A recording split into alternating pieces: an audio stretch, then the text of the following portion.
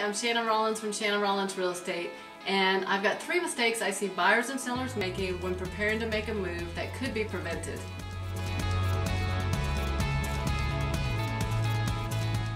There's 3 mistakes I see buyers and sellers make that ends up causing them a lot of stress and their family that could be avoided when making a move.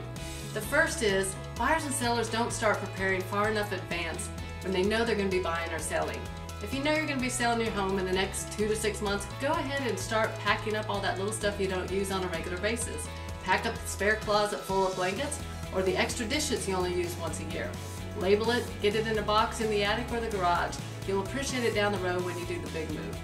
The second thing is buyers and sellers underestimate the amount of time it takes to pack and prepare. I know when my husband and I recently renovated our closet, we thought, well, a couple hours before the guys get here to change out the shelving, we'll get everything moved. Big mistake. It was like a jack-in-the-box had exploded.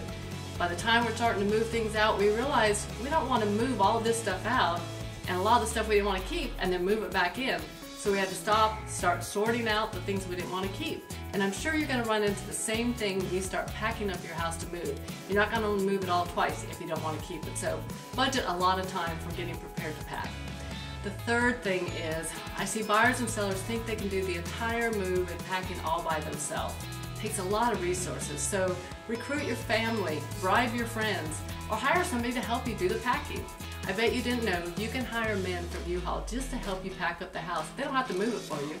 And we help you out. We have a moving truck you can use for free if you're buying something.